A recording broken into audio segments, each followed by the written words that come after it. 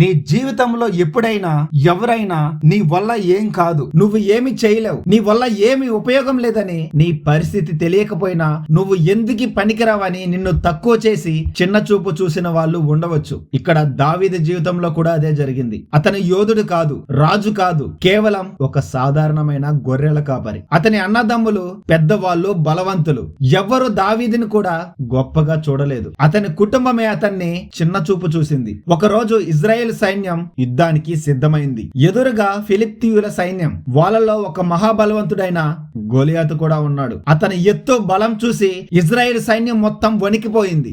40 రోజులుగా ఎవ్వరు అతనితో పోరాడడానికి ముందుకు రాలేదు. ఆ సమయంలో దావీదు అక్కడికి యుద్ధానికి రాలేదు, కానీ తన అన్నదమ్ములకు ఆహారం ఇవ్వడానికి మాత్రమే వచ్చాడు. గొలియాతు ఇజ్రాయెల్ సైన్యం మొత్తాన్ని ఎగతాళిగా ఒక్కడు కూడా లేడా నాతో పోరాడడానికని తక్కువ చేసి మాట్లాడుతుంటే దావీదు హృదయంలో అగ్ని మొదలై నేను పోరాడతానని ముందుకు వచ్చాడు. అప్పుడు అతని అన్నదమ్ములు ఎగతాళిగా, నీ వల్ల ఏం కాదు, నువ్వు చిన్నవాడివి, గొలియాతుని చూసావా, వెళ్ళి నీ గొర్రెలను చూసుకో అంటూ హేళన చేసి మాట్లాడారు. కానీ దావీదు మాత్రం, నేను గొర్రెలు మేపుతున్నప్పుడు సింహం నుంచి, ఎలుకబంటి నుంచి నా గొర్రెలను కాపాడిన దేవుడు ఈ గొలియాతు నుంచి కూడా నన్ను కాపాడుతాడని బలమైన విశ్వాసంతో కేవలం ఒక ఒడిసెలను 5 చిన్న రాళ్లను మాత్రమే తీసుకొని యుద్ధానికి వెళ్ళాడు. గొలియాతు నవ్వుతూ తక్కువగా హేళన చేసి మాట్లాడుతూ నేను కుక్కనా అని తన దేవతల పేరిట దావీదుని శపించాడు. కానీ దావీదు మాత్రం ధైర్యంగా, నువ్వు కత్తిని, ఈటెను, బల్లెమును ధరించుకొని వస్తున్నావు, కానీ నేను జీవము గల సైన్యములకు అధిపతి అయిన యెహోవా పేరిట వస్తున్నానని చెప్పి ఒడిసెలలో రాయిని పెట్టి విశ్వాసంతో విసరగా అతని నుదుటిపై తగలగానే ఆ మహాబలవంతుడైన గొలియాతు నేలపై కుప్పకూలిపడ్డాడు. ఇక్కడ సత్యం ఏంటంటే అతని అన్నదమ్ములు దావీదును చూసి హేళన చేశారు. ఎందుకంటే వాళ్ళు అతని ప్రస్తుతం ఉన్న స్థితిని చూశారు. కానీ దావీదు తన పరిస్థితిని చూడలేదు, కానీ తన హృదయంలో ఉన్న దేవుని చూశాడు. కానీ దేవుడు ఎలా చూస్తారంటే భవిష్యత్తులో ఉండబోయే స్థానాన్ని చూస్తారు. ఇదే పరిస్థితి మన జీవితంలో కూడా జరుగుతుంది. మనుషులు నిన్ను నీ గతం ద్వారా నిర్ణయిస్తారు, నీ బలహీనతల ద్వారా అంచనా వేస్తారు, కానీ దేవుడు నీలో పెట్టిన ఉద్దేశాన్ని మాత్రమే చూస్తారు.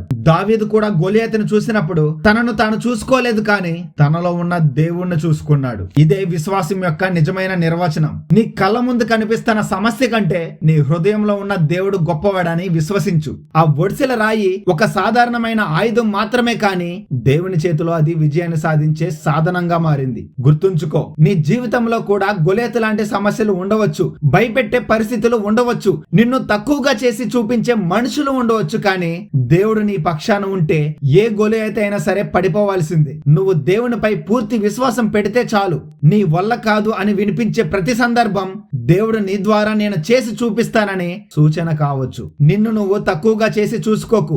నీ పరిస్థితులను చూసి వెనక్కి తగ్గకు. ఎందుకంటే నీ జీవితం రాసింది మనుషులు కాదు, సజీవుడైన దేవుడు. ఇవాళ నిన్ను చూసి నవ్వుతున్న వాళ్ళే రేపు నీ విజయాన్ని చూసి ఆశ్చర్యపడతారు.